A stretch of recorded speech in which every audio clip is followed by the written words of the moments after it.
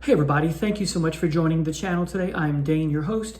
Hope you're doing well wherever you may find yourselves. Today is episode 6 in my new mini-series called Back to Back, the Greatest Album Pairs of All Time.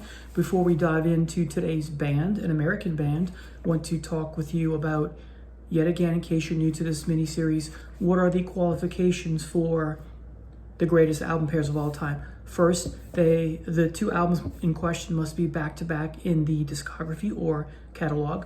2, they must complement one another, and or, same thing really, they must be what I call companion albums. 4, the second one in the chronology must pick up where the previous one left off. Next, they could have worked as a double album in our estimations. And finally, they must both be seminal works. There's no ranking order, I'm just doing them as I feel fit to present them. So today's band is The Doors. And yes, we will be talking about the debut, The Doors, and Strange Days. I think these can be played as a double album, and every once in a while I find myself doing just that. I will move the tracks around here and there, but for the most part they stay the same. There's a few I will move around. So let's go ahead and get started with the debut, The Doors.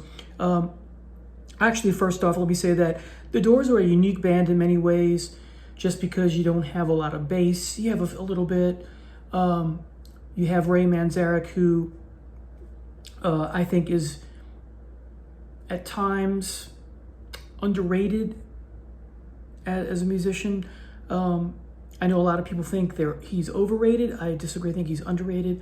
Would I like a little bit more bass as a bass player? Yes, but The Doors are who they are, and I appreciate them for who they are as a band. And all 4 members, I think, contribute to the music considerably. And it's a shame that their career, again, because of Morrison's death, was so short-lived.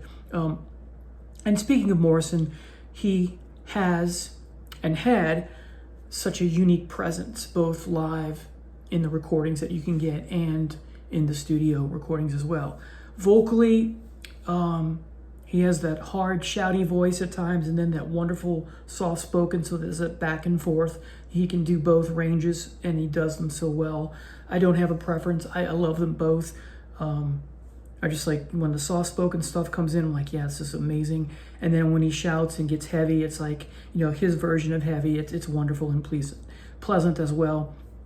I'm not a big punk rock fan, but people who I know who love punk rock, who don't like a whole lot of classic rock, the bands that they do tend to talk about that they actually like are the Stones and the Doors. And I guess it has something to do with the vocals, I would imagine. There's that kind of shoutiness that both have that lend itself. So there's some influence, right? You have Soul Kitchen by the Doors, which influenced X to do their version, right? And things of that nature. So let's start with Break On Through. This is their most noteworthy hit. Or one of their most noteworthy hits of all time. I just love it. I won't say much about it, but it is a great song. This song for me never gets old. Next is Soul Kitchen, which I mentioned a minute ago. The title suggests that it's soulful, and it is. And Morrison is perhaps vocally at his best here. The Crystal Ship is probably one of my favorite songs of all time. Definitely top 5. Maybe even my favorite. I'd have to think about it, but there are often days where I think this is my favorite song of all time. You have that opening soft-spoken bit about, before. It's just a great love song, that opening, at least the opening part, I just love it. I'm not going to sing the lyrics, but I just love it. So the soft-spoken vocals are what make it, and it's one of those songs that just never gets old. I just gravitate towards the song all the time. And sometimes I find myself, when I'm not playing the album from start to finish, as I mostly do, I find myself when I'm not doing that, I will play the song first and then go back and listen to the rest of the album or some of the other hits. But it's just a fabulous song. Next is another hit, 20th Century Fox, Heavy for the Doors. Some of my favorite guitar here from Robbie Krieger. Top 5, top 10, definitely, for me at least. Alabama Song, aka Whiskey Bar. It's a fun song, not them at their best, but it is a good song. Perhaps a novelty song, but I like it. You have that circus quality to it, but it's great. It's really good, Light My Fire You have that recognizable intro from Ray. It's a hit. It's a great song. For me, it never gets old. Another song about romance, right? Love, etc. It's just great. Then you have Backdoor Man. It's heavy in its own way. You have some shouty style vocals from Morrison. It's slow but atmospheric. Has that feel, right? The guitar here is some of Robbie Krieger's best work, I think. At least for me, I think it might be my favorite. The lyrics are odd. You have, him talking about eating chicken and pork and beans and that kind of thing. But aside from that, I do like the song quite a bit. The next three songs, I think, are underrated gems. And I'm talking about, let's start with I Looked at You, 2 minutes and 22 seconds. Again, it's underrated.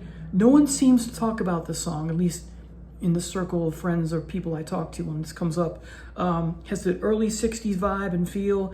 It's like the Beach Boys meet the Raspberries, or the Beach Boys meet the Zombies. Has a kind of, maybe even a little bit of Mamas and Papas to it. I love it. I think it's fabulous. Then you have End of the Night, just under 3 minutes. Again, underrated, like the previous. Soft-spoken delight from Morrison. Odd guitar tuning, but I like it. And I think it's a psychedelic masterpiece. Next is Take It As It Comes, also underrated. More psychedelic greatness. It's a wonderful, downright superb chorus. So these three songs, people don't talk about these enough or at all, it seems, but I love them. And of course, it ends with the fabulous song. The end, almost 12 minutes. One of the few epics you get from the band, alongside When the Music's Over, The Soft Parade, and Riders of the Storm. You can call LA Woman an epic because it's almost 8 minutes long, but it doesn't have the epic feel that these that I mentioned do. You get more soft-spoken poetry and spoken word than you do vocals, but it works. I think it's fine the way that it is. I know some few people complain about that, or a small group, right? It's about the tone of the song and the mood. If there's one thing about the song that is so captivating and mesmerizing, it's the tone and the mood and the pace and the atmosphere. Okay, so, and then you have these wonderful whirling dervish pieces. And then, of course, later on, you have this Oedipal complex type lyrics from Jim. Mother and then father, right? Fabulous ending as well, just a great song. Let's go into Strange Days. You open with the title track. Great intro from Ray, as we know we're going to get from time to time from the band. You got these upbeat parts, and then you have these downbeat. So this is up and down, with respect to the quality of the music. It's the upbeat parts that make this song. And because you have the downbeat parts, it's the upbeat parts when they come that perk you up like a meerkat, and you're all on board, right? It's a great song overall, but the downbeats are what make the upbeats parts memorable and so inviting, if that makes sense. Then you've got Your Lost Little Girl. With respect to this album, if you listen to the lyrics carefully, there's times on the album, including this one, where it seemed there's a motif or a theme of solitude and being lost and alone and solipsism and that kind of thing. So here's some bass to open this track. I love it. No one I know talks about this song either. I'm quite fond of it, despite its repetitive nature and simplicity. I just love it. So it got a nice dreamy guitar solo from Robbie. And then, of course, we have Love Me Two Times, a hit off the album, of course. And it makes me think about, did the band Kiss become inspired to write the song Deuce? Because you have that similar storyline about, getting busy twice in one day, right? So anyway, just a great song. Next is Unhappy Girl, very similar to Your Lost Little Girl. You have this dreamy quality. You have this early 60s sound. I like it. The Unhappy Girl, is she the same girl in the previous song, Your Lost Little Girl? Who knows, but it seems to lend to that motif, right? Then you get the very short Horse Latitudes, an odd song, 1 minute and 35 seconds. As I said, it's odd. You get some of Morrison's spoken word with oddities, and the music is just makes you go, what is the purpose of this? Is it an intro to the next song? I often pass on the song. I sometimes will listen to it. It's quirky, but is it necessary? I'm not sure. Next, of course, is the wonderful and fabulous Moonlight Drive, a fantastic song. It's a song to play with the right woman in the room, and I'll leave it at that. Next, you got, of course, a hit off the album, People Are Strange. It's one of my favorite. You can tap your feet to. You have this isolation theme again, solipsism. Still a great song. Then you have another wonderful song, In My Eyes Have Seen You. When I hear this song, I think it's about, I can envision, if you had music videos back then, would the band have made a video about, Morrison walking down the street, and this is an opening line to hit on a young lady, right? My eyes have seen you, haven't they? I've seen you before, right? Kind of get a romantic feel to it.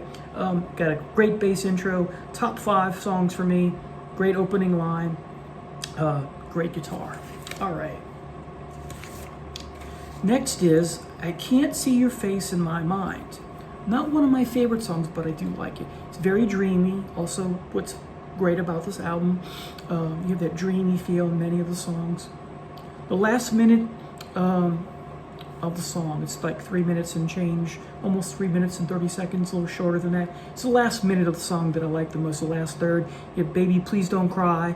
I won't need your picture until we say goodbye. I love those lyrics. Next we have the epic that ends this album. So in a similar vein, we have a formulaic album in the sense that we're ending, or the Doors are ending the album with an epic track. This one is not 12 minutes, almost 12 minutes, but I think it's close to 11 and change. So you have an intro, which is the signature sound we get from Ray on his keys, right? You have Morrison belts out, yeah, right? And then, not like James Hetfield, sorry, but you know what I'm talking about. Then you get this nice psychedelic, bluesy, country guitar. Hard to describe, but it sounds like those three combined from Robbie. I think Robbie's a bit underrated. Is he a fantastic guitarist? No, but I still think he's undervalued, if that makes sense, or that's a paradox, but I think he's undervalued as a guitar player. I can't imagine another guitarist being in this band, is what I mean. So you have this slow musical chairs feel to it. It's like, what's going to happen when the music's over, right? Of course, it's not talking about, someone being left in the last chair, but it has that quality about it. But not making sense here, but it's hard to describe. Of course, it's turn out the light, and we can interpret that in a few ways, right? But anyway, in this song, you have Morrison shifting from that soft-spoken vocals to that shouty stuff. I love it. One of Krieger's best guitar work comes in at the 3 minute and 18 second mark. You have this layering of the guitar with his drums. It's just fantastic. With the drums. Then you have Morrison singing the screaming. He wants to hear the scream of the butterfly. Again, we get into some spoken word. The music becomes slow and takes a back seat to Morrison's vocals or his poetry, right? That spoken word. And then you get the ecological concerns. What have we done to the earth, our sister? Some of his best lyrics. And then you get the pickup of heavy notes from the rest of the band. And Morrison's shouty, heavy range comes back. It's just so powerful. Then you get the chorus returns. And then you get this crescendo when he sings the last lyrics about the end. And it's a bit brief, that crescendo that you get. And yet it still reminds me a little bit of the end of Child in Time by Deep Purple, that long crescendo with the musical instruments are out of tune and they crash down on top of each other. So there's a similar vein to it. I love this piece. This is a great way to end the album the same way the previous album was ended. Just very intelligent and smart. Whoever decided to end those two albums in that fashion. Just killer albums, two of the greatest albums of all time, and that's what this series is about, to present two of the greatest albums of all time from one of the greatest bands of all time. All these bands, in my estimation, while they may not be in my top 10 or top 20, they're definitely in my top 50. So I hope you enjoyed this video. If you're a Doors fan, comment in the section below. Tell me what you think about these two seminal works. Thank you so much for watching. Take care now. Bye.